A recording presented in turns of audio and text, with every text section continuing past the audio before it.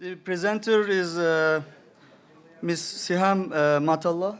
She's from Algeria, I guess, University of Tlemcen. She's a teaching assistant in the Department of Economics, also a PhD student in economics and a researcher at the LAREIID Research Laboratory for Informal Economy, Institutions and Development under the University of Tlemcen. Among her research interests are institutional economics, theoretical and applied econometrics and statistics. Now the floor is yours. You've got 20 minutes for the presentation. Thank you so much.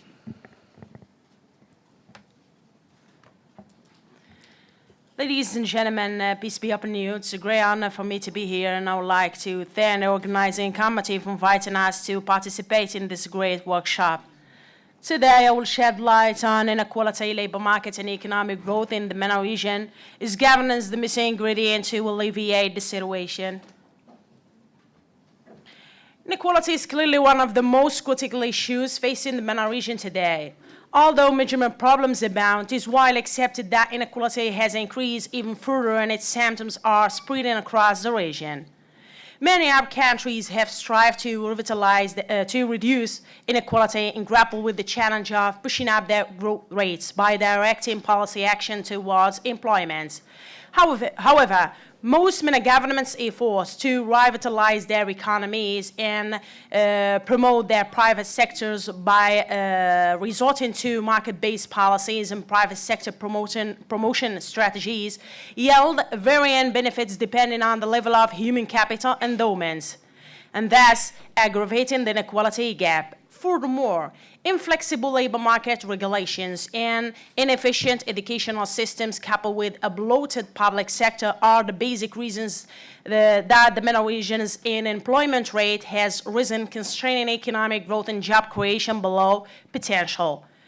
Moreover, the urban-based and development strategies undertaken by most MENA governments has negatively affected the ability of the poorest and middle-class households to build their endowments, and thus leading to increased inequalities and labor market distortions. The decline in standards of living, rising unemployment, and growing inequalities appear to be the root causes of the 2011 Arab revolts. Pro-equality voices from the Arab Spring have brought the institutional quality and governance to the front burner of MENA governments' attentions. Governance in the MENA region has further deteriorated after the Arab Spring upheaval and turned out to be disappointed. Despite the reform initiative undertaken during the past 2 decades, there are still several loopholes and weaknesses that left room for chaos and economic recession. In general, the bulk of the research literature dealing with the skilled and skilled wage differential underestimates the importance of institutional quality, but the reality is quite different.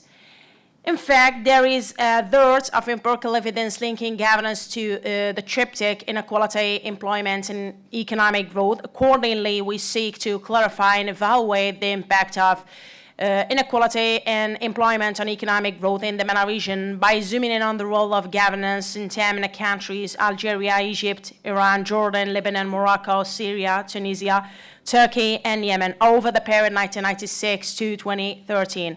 For the above-mentioned purposes, we divide the present paper into the following 5 sections. Now we move on to the section number 2, which presents the theoretical and empirical review on the triptych inequality, employment, growth, and the role of governance. Inequality is deemed to be one of the biggest inhibitors to economic growth and its ability to reduce poverty. It is widely accepted that inequality leads not only to lower potential growth levels, but also ensures that developing countries will struggle with extreme poverty.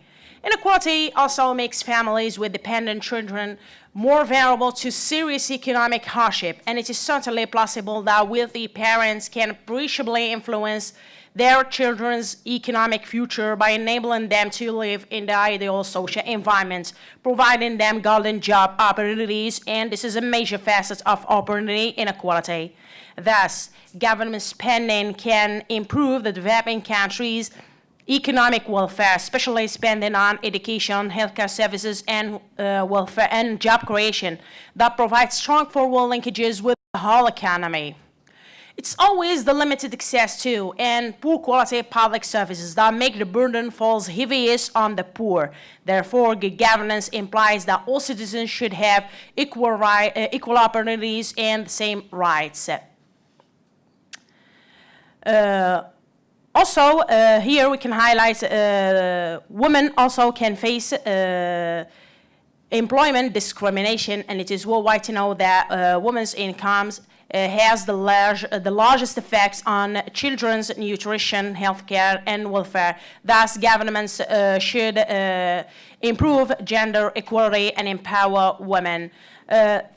However, there is unlimited debate aimed at dispelling the obscurity surrounding the root causes of this phenomenon, and it seems obvious that the institutional equality is contributes to the improvements or worsening of the growth effect of inequality. So these ideas lead us to ask the following crucial question. How much do governance and institutions matter in this situation?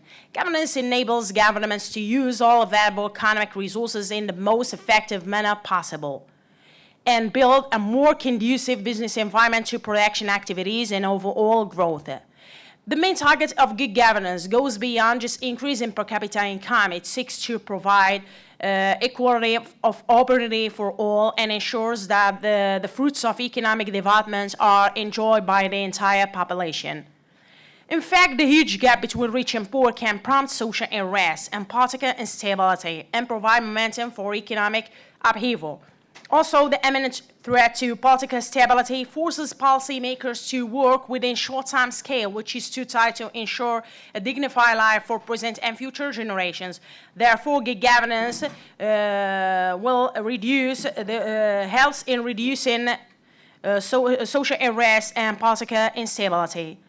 On the other hand, essential resources such as capital, skilled and unskilled labor will be used for unproductive activities in a weak institutional environment, widening the skill and skilled wage differential and impeding the efficient allocation of labor. Here also we can highlight the intrinsic role played by corruption. For example, corruption in education is the most obvious phenomenon around the turn of the millennium. For example, corrupt administrators don't hesitate to exploit public money allocated to students for their own ends, and this is a major hindrance in preparing graduate students for today's job market. Thus, the labor market can only absorb poor quality workers. Thus, there is a stringent need, pulling development process further and further back. Thus, there is a stringent need to eradicate corruption, starting with educational systems. In general, enhancing the governance framework by embarking on deeper and broader institutional reforms is a top priority to repair the damaged economic and social tissue, also to enhance the growth effect of equality. The following table summarizes the main empirical studies that have investigated the link between inequality, labor market governance, and economic growth. Now we move on to the section number 3, which discusses inequality, employment, governance in the MENA region. As is clearly visible in the graph above, inequality is clearly present in all MENA countries. Also, education and health disparities are clearly apparent within these countries. Specific household characteristics, such as education, especially the level of household heads, educational attainment, demographic composition, and geographic location, are the major contributory factors to the MENA region's patterns of inequality. Also, the dwindling oil prices in the mid of 1980s have demolished hopes for a better standard of living through the introduction of severe austerity measures that has hit the poor hardest and exacerbated inequalities. Moreover, the structural adjustment reforms undertaken by most MENA governments after gaining their independence have substantially benefited some regions more than others, especially in terms of the provision of physical and social infrastructure, harming macroeconomic labor market performances. Second, we have employment in the MENA region. As is clearly visible on the graph above, the MENA region has failed to substantially increase employment. This graph illustrates that Morocco, Lebanon, and Turkey clearly outpace other MENA countries, especially in terms of employment growth, due to their intention to provide more active labor market policies. In fact, unemployment in the MENA region is strongly concentrated among unskilled workers, and it's worth noting that individuals are born unskilled, and hence their chances for entering the labor market can be easily frustrated by unjust income inequality. Furthermore, the swings in economic policy in the MENA region between the centrally planned system and market-oriented economic systems have generated labor market failures. Also, the MENA region has a large young labor force that, if given the opportunity, it will meet the MENA region's demand for goods and services. The demographic youth bulge in the Arab world is a priceless boon which deserves a great attention, but corrupt practices continue to deprive them of their basic human rights such as education and healthcare services. It can be said that the MENA region, which is stuck between the corruption jaws, faces two critical issues. On the one hand, the young labor force that remains unexploited, and on the other hand, the skilled retirees who didn't return to the labor market due to, for example, health concerns. And it seems impossible to build an active human capital over the life course.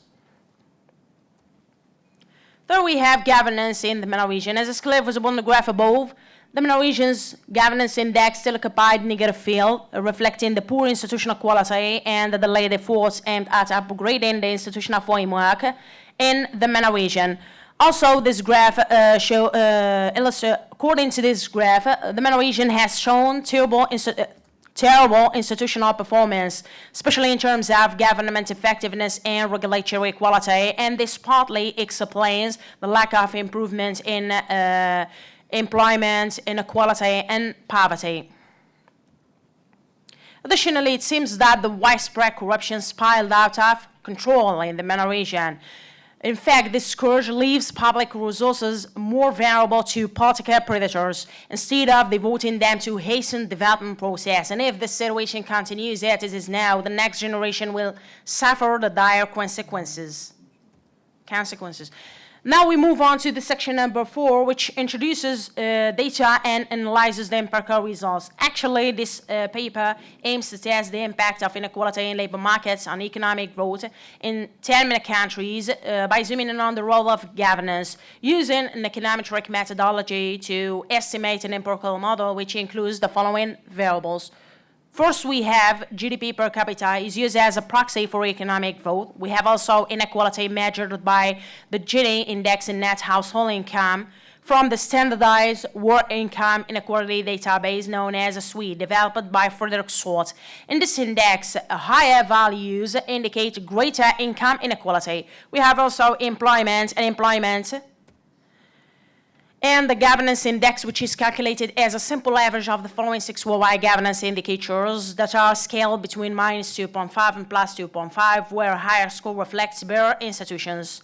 Thus, the variability of data for all the explanatory variables determines in a 5 sample period that goes from 1996 to 2013. Also, our sample covers 10 MENA countries. It has been chosen on the basis of data availability. Now we move on to the analysis of empirical results. As is clearly visible in the table above, inequality and employment and governance index have the expected signs in all regressions. Also, these explanatory variables appear to be statistically significant in all regressions, except employment that tends to be insignificant only in the pool-the-less model. And hence, the next step involves applying the Houseman test, which is worthy in selecting between the fixed effect model and the random effects model. According to the Houseman test, the Houseman chi-square test statistic is significant at the 5% level of significance, and hence the Houseman test suggests that the fixed effect model is the most suitable one.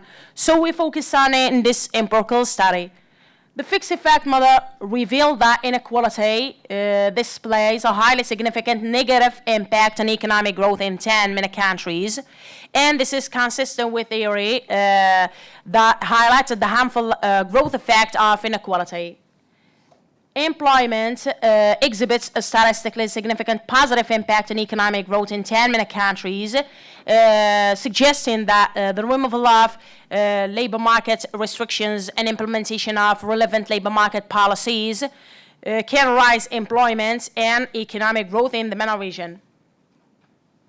Likewise, governance index contributes positively and significantly to economic growth in the MENA region, and this is also consistent with theory that praise the intrinsic role played by governance in boosting growth, because better governance and sound institutions designed to protect property rights, fight against corrupt practices, and reduce uncertainty are accountable for creating a viable and favorable economic environment that can boost the MENA region's economic growth prospects. Column B in the table number 4 contains the estimation results of using the multiplicative interaction term between inequality and unemployment. Of course, using the panel GMM because it is useful in using the multiplicative interaction term. So this term yields a significant negative coefficient, indicating that the combined effect of inequality and unemployment clearly frustrates economic growth in the MENA region. Also, column C in the table number 4 contains the estimation results of using the multiplicative interaction term between inequality and governance index. This term yields a significant positive coefficient which is strong enough to overcome the adverse effect of inequality on economic growth, suggesting that the harmful effect of inequality on economic growth can be counteracted and substantially reduced by enhancing the governance situation in the MENA region. Also, column D in the same table illustrate that the institutional factors or the governance indicators or the institutional factors that matter most in enhancing the MENA region's growth prospects are political stability and absence of violence, government effectiveness, regulatory equality, and control of corruption, since these indicators display a highly significant positive impact on economic growth in 10 MENA countries. And finally, as a conclusion, we can say that the enforcement of strategies aimed at reducing inequality and promoting governance and employment is expected to act as a promising catalyst for MENA countries' economic growth. So based on these findings, it could be concluded that more investment in higher education and core infrastructure, also improvements in labor market flexibility, can boost labor productivity and lower inequality. Also, the implementation of national action plans on equality on a collaborative basis, as well as the enforcement of anti-discrimination laws, can reduce labor market discrimination. Furthermore, the MENA region's governments must promote or improve the public sector efficiency by restructuring public service institutions, curbing corruption or fighting against corrupt practices, and wisely allocating resources. In addition, most MENA countries urgently need to strengthen the rule of law by raising public awareness and building demand among citizens for better governance. And it is worthwhile to know that these governments should sensitize all segments of the society to the importance of cooperation that helps build a better tomorrow. And thank you very much for your listening.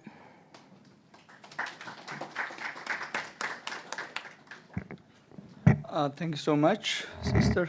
Now I think there's quite better governance of time on your behalf. Thank you so much. The discussion of the paper is one of my previous colleagues in Istanbul Ticaret University. Now he's a faculty member in Istanbul Medipol University, Assistant Professor Nurullah Gür. He's going to be the discussant, and the floor is yours.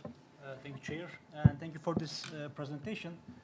This paper, one of the rare empirical papers that is discussed that is discussed in this workshop.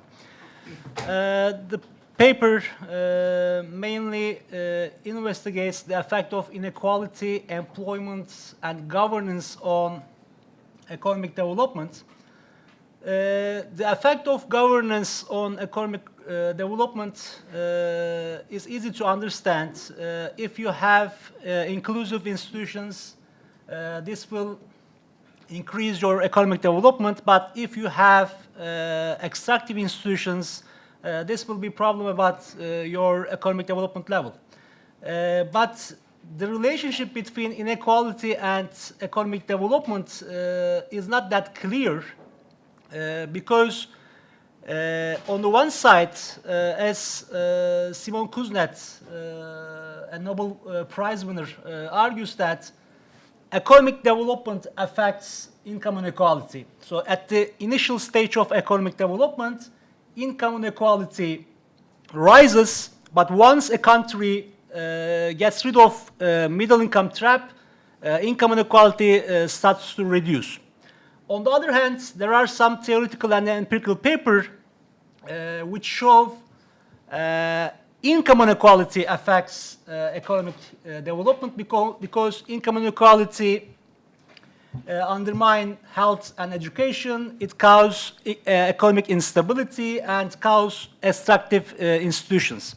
So in the literature, in the theoretical literature, the relationship between income inequality and economic development is not clear. But the authors don't mention the first theoretical explanation, so it will be better to raise this issue in the paper. And as a third, the authors examine the effect of unemployment and employment on income GDP per capita.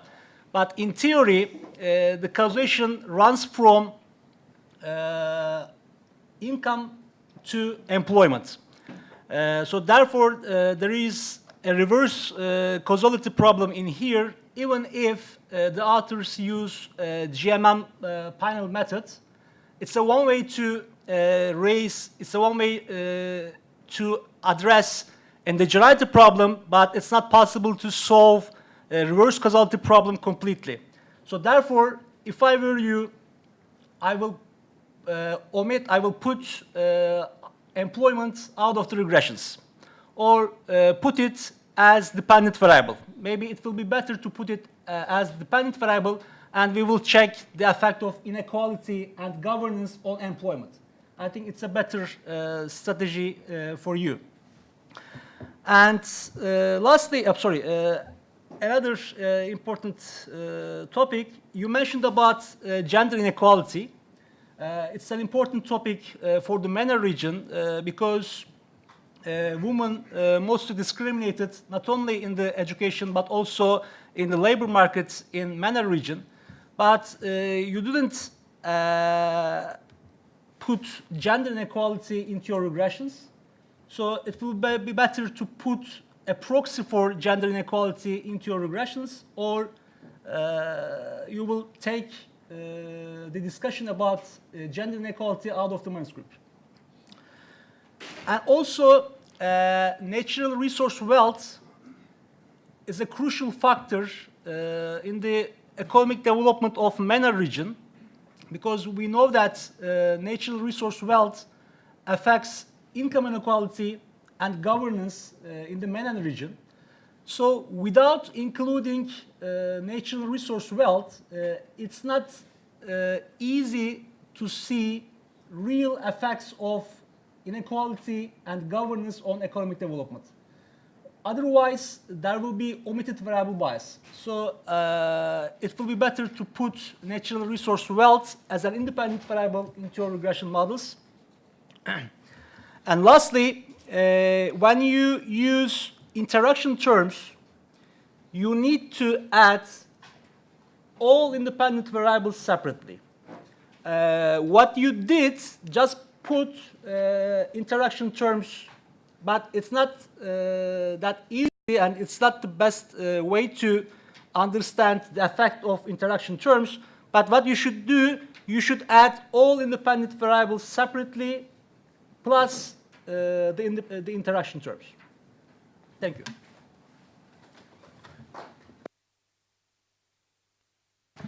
Now, another example of good governing the time. Thank you so much for the comments. And if there is any other comments over comments, just please feel free to do so. I've just summarized. Thank you so much for your valuable comments. As we know, yes, of course, there is there is an impact from that ran from, or a causality that ran from inequality from economic growth. For example, GDP per capita to inequality. Also, there is a causality that ran from inequality to GDP, because you know.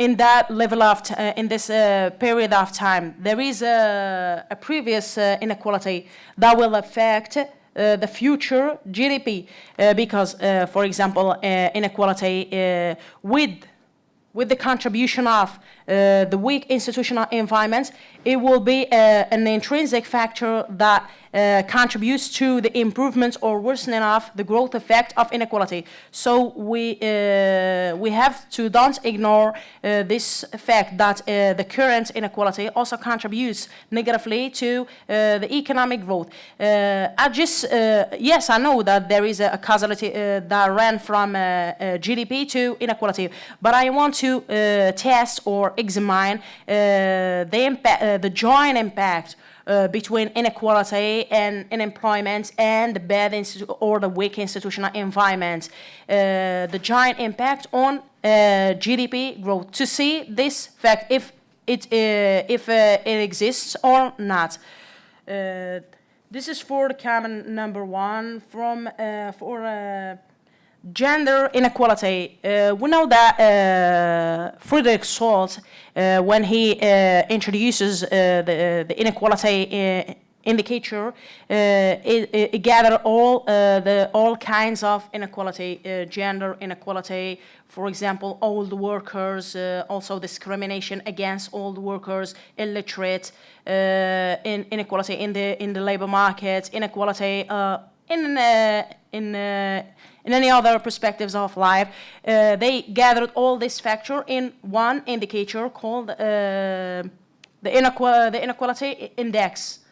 So this index includes all these perspectives or inequality. But it's better if we find another index, for example, a separate index, for example, an index of gender inequality, index of discrimination in education. Yeah, it's better because it enables us to find which factor are most in enhancing or worsening economic growth.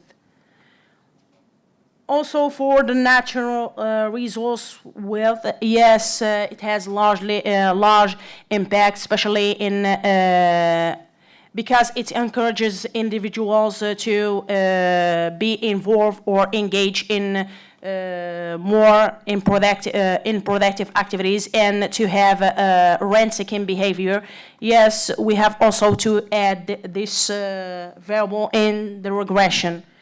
And for the multiplicative interaction term, yes, but when I used the multiplicative interaction term, I removed these variables from the regression. So I used just, for example, inequality in governance and other inequality in governance as an interaction term, and other variables are in the other regressions.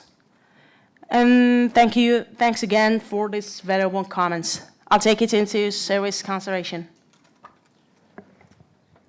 Well, I think now the floor would be yours as the participants in this valuable and very fruitful, I hope, session.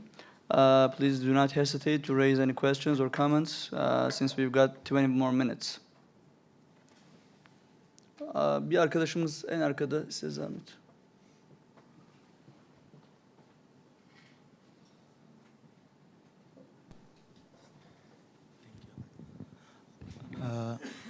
Assalamualaikum.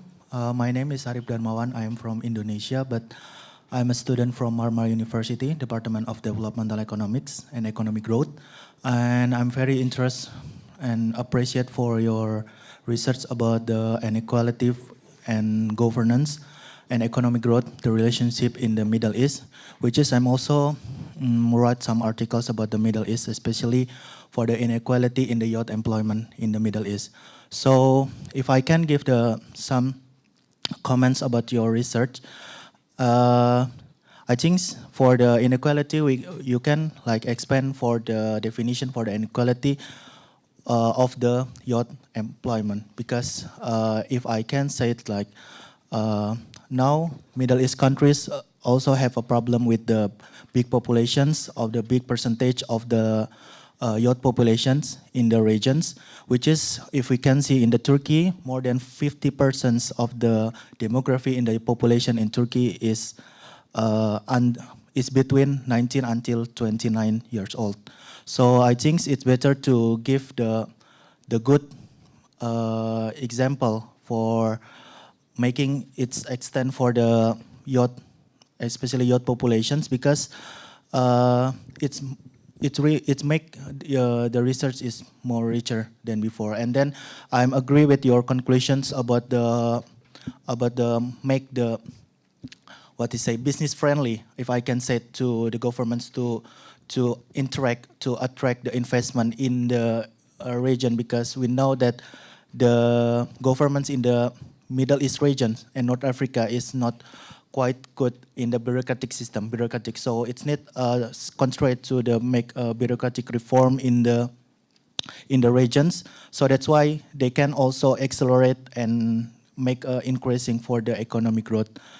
And then I want to make a special conclusion for the regions, because I saw the 10 regions as the examples in the Middle East, which is, I think it's better, or I interest to get it like specifically one by one the country, like from Turkey, Syria, and because I know like the size of the economy is very different between Turkey, Jordan, Morocco, Tunisia, and so on. So I think it's a good to make it specifically each country by country. Thank you so much.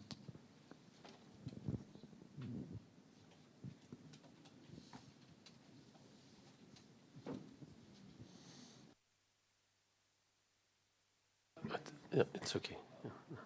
I thank Dr. Matsala for her presentation. I think it stands out as a quantitative analysis, which is, I think, refreshing.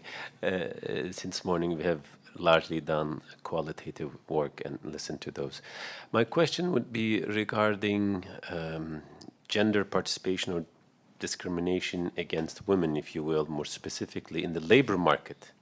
You mentioned that there could be some indexes regarding that, that evaluates or that measures discrimination against women, let's say, in the labor market, maybe all across the world, or maybe for the MENA region. I'm not sure. So that's the first question. Is there such an index? And if indeed there is such an index, have there been any studies that that shows any relationship, let's say, between that index and let's say economic development or level of growth?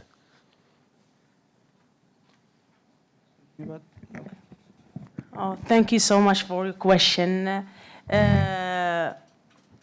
Of course, I said previously. As I said, that if there is gender discrimination index, if there is. Actually, there is not a gender discrimination. Friedrich Salt, for example, make some studies on each country. I thought that's 200 countries all over the world.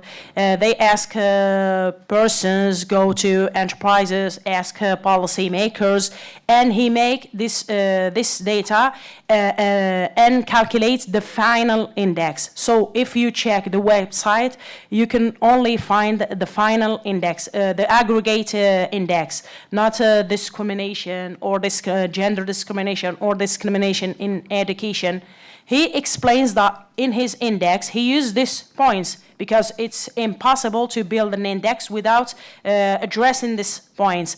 But in the aggregate or the overall index of inequality, you can't find a gender, just an aggregate which is calculated as a simple average. I think so. As a simple average of some indicators. One of them is gender discrimination, but you can't access to this indicator. You can only have access to or only inequality index, the aggregate, which is calculated as a simple average of these indicators, is available in this database.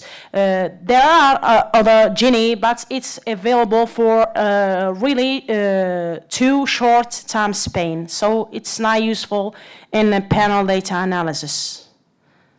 So we hope that future researchers will highlight and will make will separate indexes, because this will help us to make a valuable and precise study. If I may briefly follow up, very briefly, are there any indexes concerning gender participation in the labor market? They're very simple, I guess, this kind of index. I assume there are some. The whole question is, if we want to show the value that women can bring to the labor market and to the growth of an economy, we need such indicators. And I was just wondering, if there is no index of discrimination, as you pointed out, are there any indexes, very simple indexes of women participation in the labor market? Yes, you can find indices of women participation in the labor market. For example, number of workers and each from for example, specific ages, for example, 15 to 30 or 40. You can find this index, but this index don't reflect the gender discrimination. Gender discrimination can be underlines, for example, laws that, for example, that deprive women to enter in specific jobs. For example, women, women in education, also the retirement age of women. This is also an important point. There is not an index that reflects gender discrimination in the labor market, but there is indexes of women participation. You can find it in the World Bank database. Okay. Any comment? Let me say something about this issue.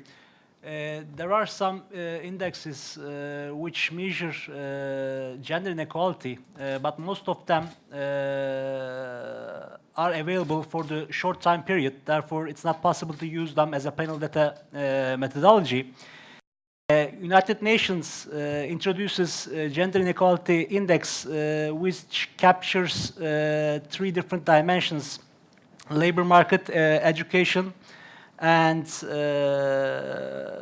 parliament, the share of parliament in the share of women in the parliament. But there are some variables which are available in the World Development Indicators.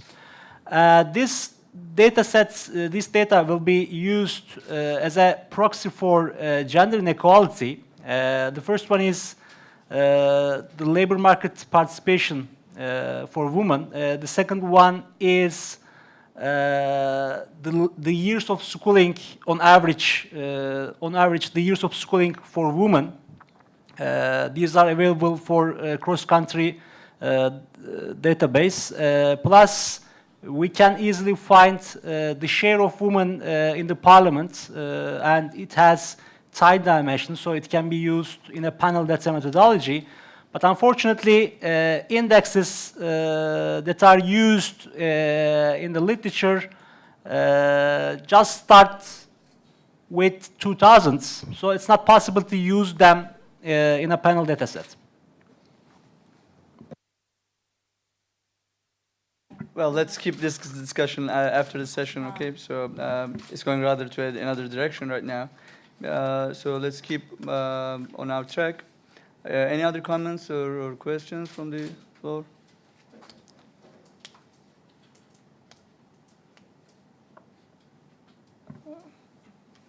Anything else? Nothing more? Okay, please. Mikrofonu oraya alabilir miyiz?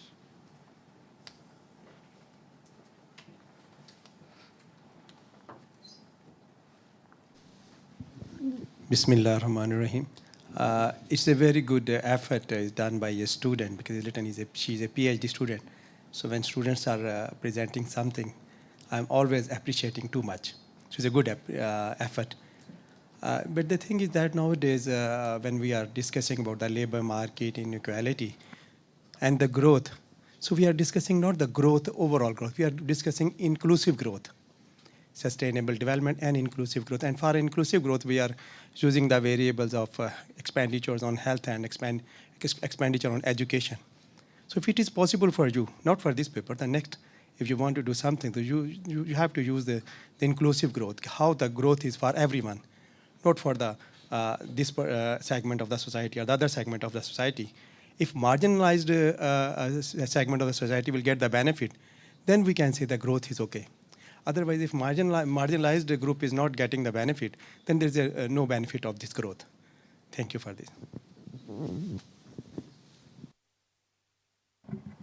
Thank you. Anything else? I guess it seems to be okay for now for the end of this discussion. Thank you so much.